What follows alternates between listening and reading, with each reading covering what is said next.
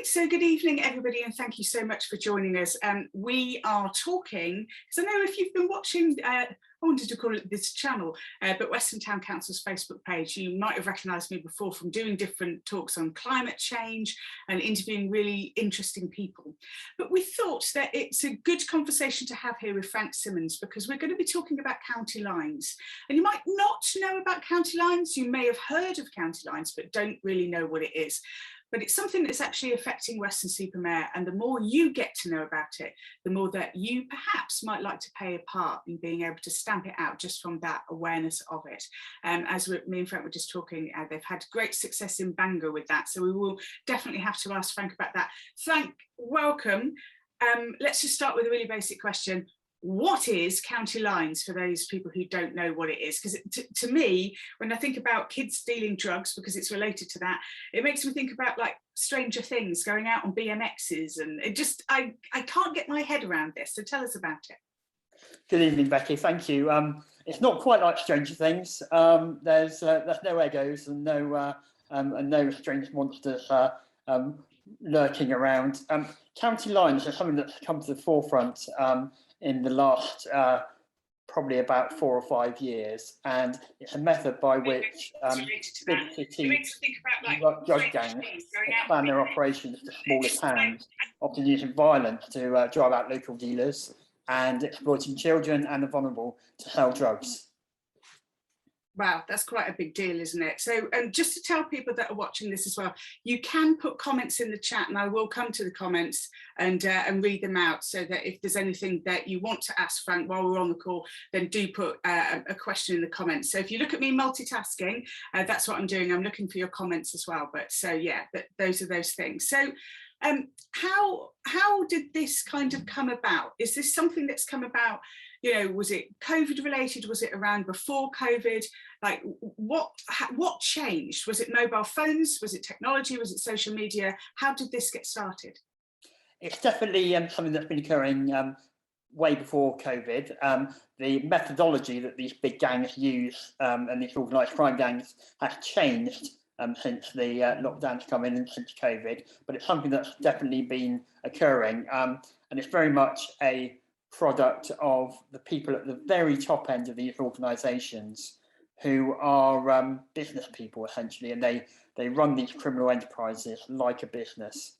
And so they, from their point of view, they set up these lines where people can phone in, and it's almost like a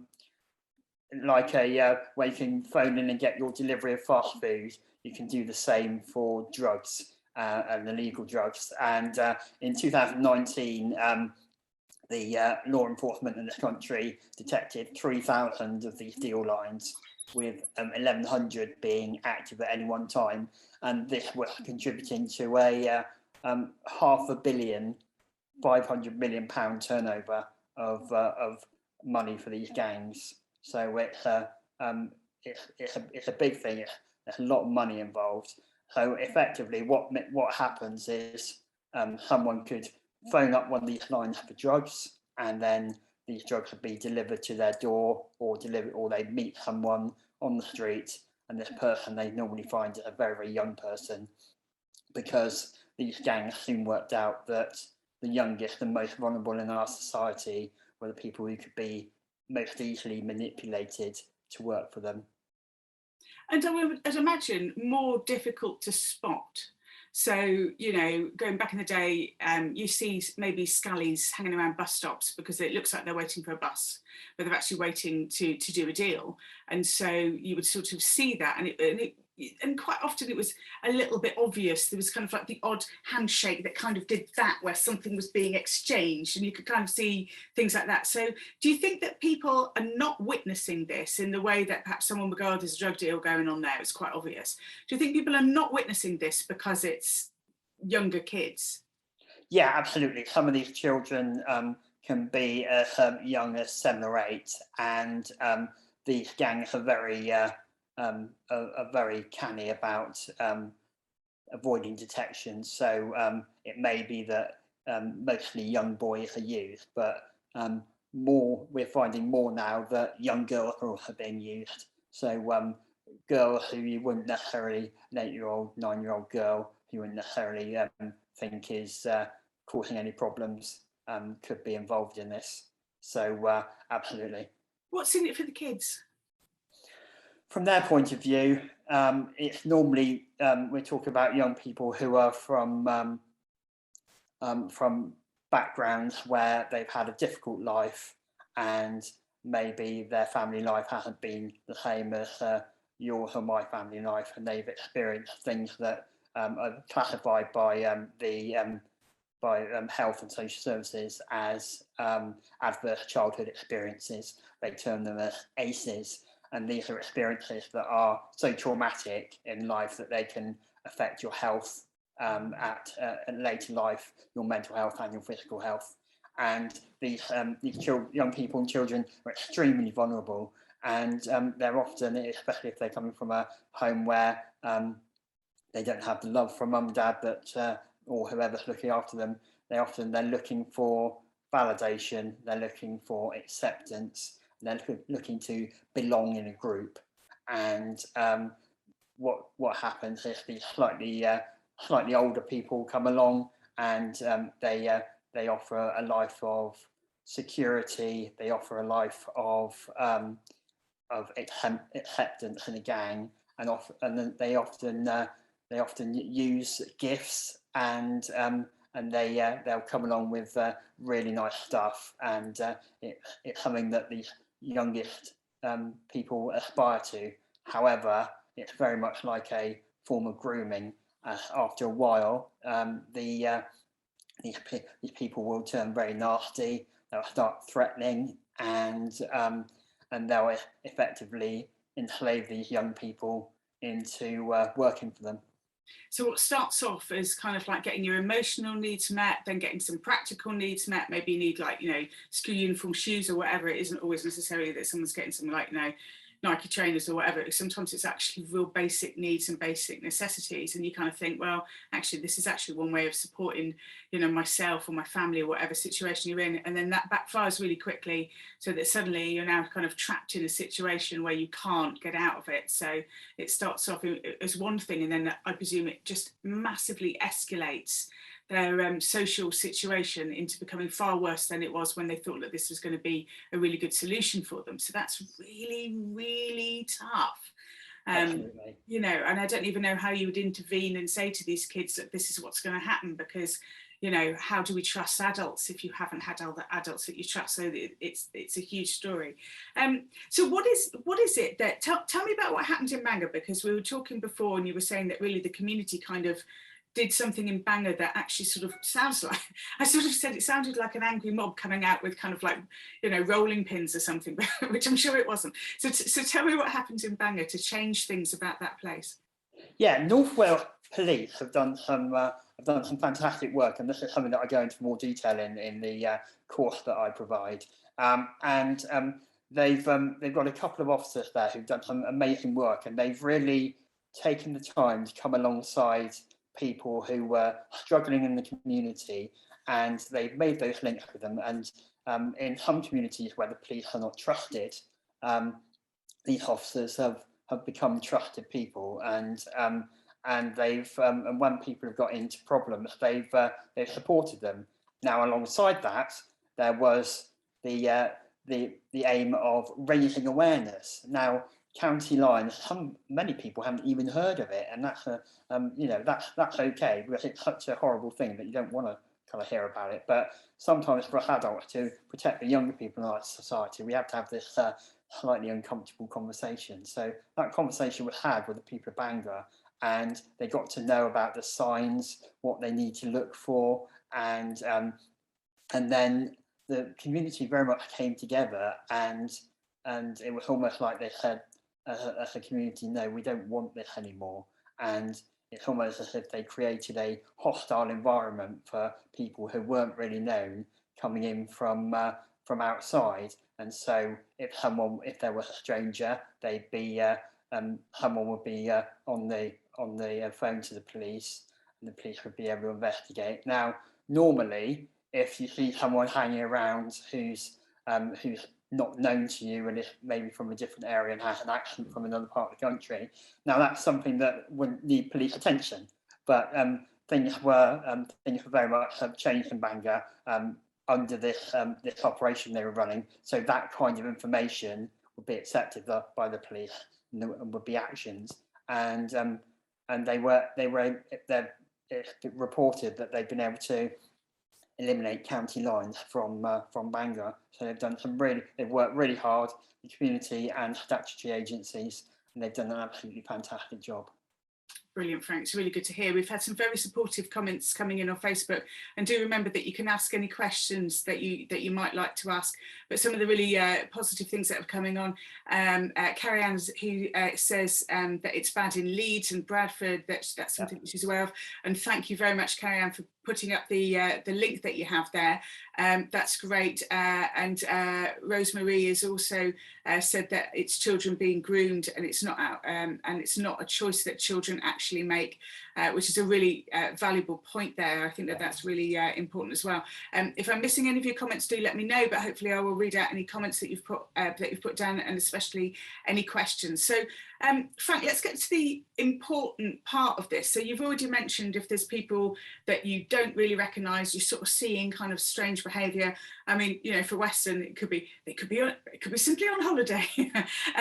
But let's go through the list of some of the things. I know that you did lots of training in this, so tell us some of the things that you learnt and that people can actually look out for to protect their own community. Yeah, absolutely. It is. In our young people, some of these things, and it's very much about knowing your young people, because I've got a teenage son, so I know that sometimes being with teenagers, they can be a bit moody, and they're experimenting with socialization, and they're trying to get to know their friends and trying to find their way in the world and find out what their style is. So it can be very, very tricky. But there are some things that you can look for. So, for example, if you look and you find that your young person is coming across gifts and stuff, and they have gifts that you don't know where they come from, then maybe that's something you need to be concerned about. If they're academic, if they're what they do at school, if that changes, if it either gets worse, or funnily enough, if it gets better, then that dramatically, then that might be something that that you might need to be concerned about.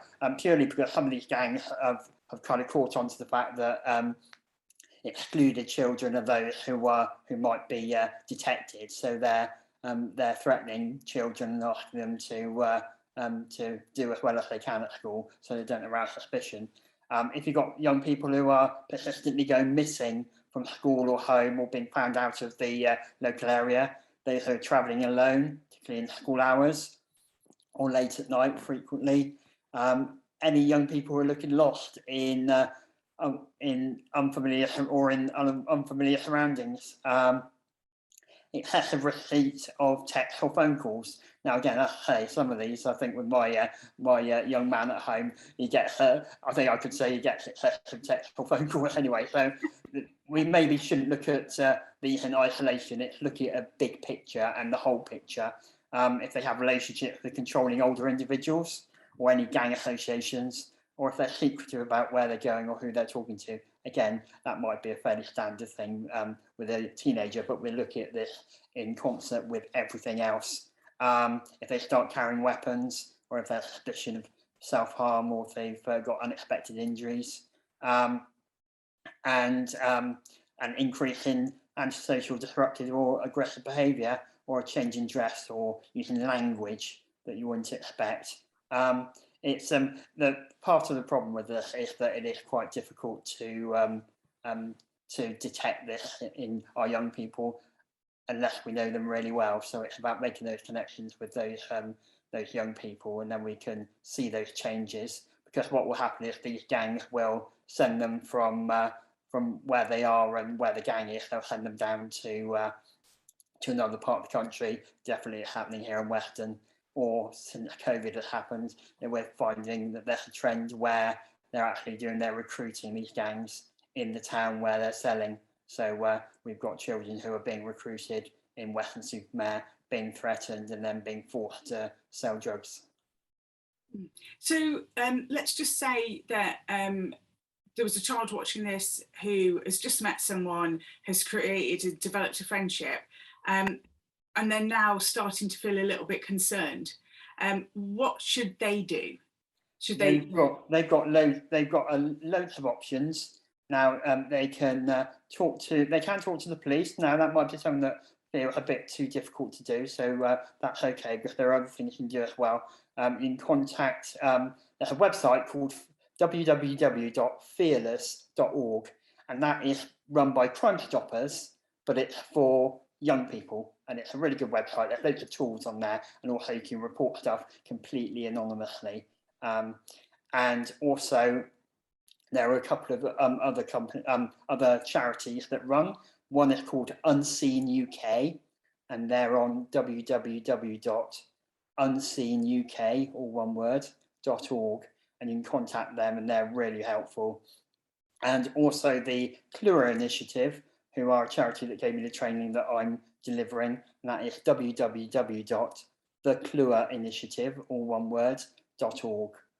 So and also they can also tell their parents or tell someone that are grown up that they trust, and I'm sure they can also get in contact with the authorities. So there are lots of options, but sometimes it can feel a bit overwhelming for young people, because understandably they're not emotionally equipped to handle this type of stuff and this type of violence. So it can be and they can feel trapped, and it's a really difficult situation for them, and we need to appreciate that as adults.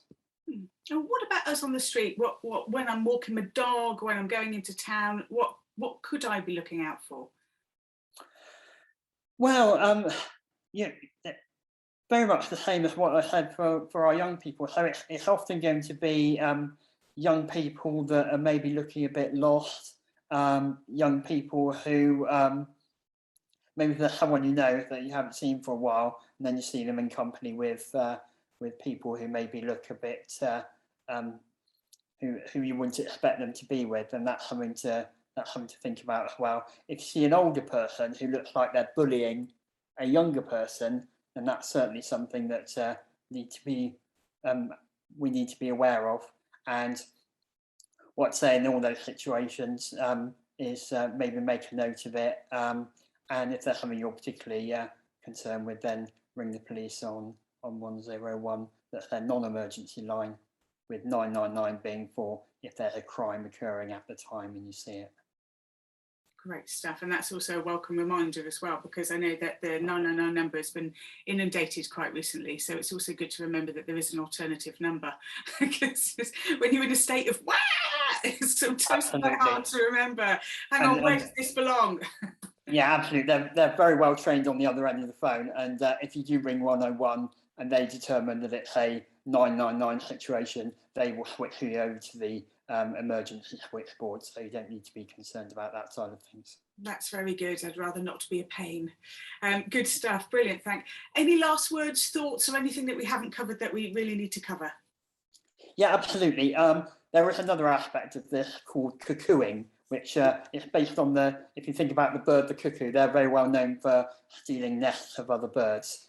And often there are gangs who will, these gangs will come down to another part of the country and they'll set up base in someone's house. They'll effectively hold someone hostage for a couple of weeks while they run their drugs operation out of that house. It's a terrifying thing, and it's very often vulnerable people who are used for this and who are exploited. So that's something to look out for if you've got a neighbour you know who's things like a single mother or an addict or has educational difficulties or is elderly. Then if you see lots of people going in and out and you don't recognise them, that's something that the police definitely need to know. For those of you who've watched the BBC drama Line of Duty, there was a character in there with Down syndrome called Terry, and that was an example of the cocooning that occurs. And so the police and other agencies can do an awful lot about that. So yeah, that's something we need to be aware of as well. And very finally, I'm going to plug my stuff, if you don't mind, Betty. I offer a free breaking county lines course for anyone, but particularly those with safeguarding responsibility. And if you contact me on oh God, think of my email now. So we can add it to the comments, don't worry. Yeah, that's the way to do it. Yeah. So if you contact me, then I'll happily get in contact with you and arrange to run a course. And so who are you looking for? Kind of like community groups, like who are you running this free course for? In some ways, almost anyone, but primarily this course is for people with a safeguarding responsibility. So people who work in schools, people that work with young people or vulnerable people. But as we saw in Banga, what happened was once everyone knew about it, then they were able to do something about this problem. So I'm really passionate about letting everyone know about it. So really, whoever you are, get in contact with me, and we'll try and sort something out. That's brilliant. Thank you so much, Frank Simonds, for your time today. Really, really appreciate it.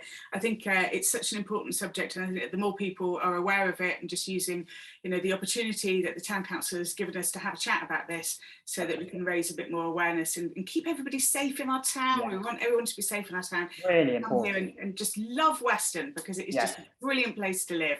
And every town has its difficulties, but it's the community. They always say, and I love this saying, it takes a village to raise a child, and it takes a Weston-like community, that we've already got here with such great people to be able to make sure that everybody's safe and everyone's taken care of. Thank you so much. It's really great to talk to you. Pleasure. And thank you everybody for watching and listening, and your jokes about who's dealing drugs in Weston. Don't think I didn't read those jokes. I definitely know they were jokes. You wouldn't put them on there otherwise. I shall leave them there, but at least we've all got a bit of a sense of humour, so that's all good. Thank you ever so much, everybody, for watching. You take care. Bye bye. Bye bye.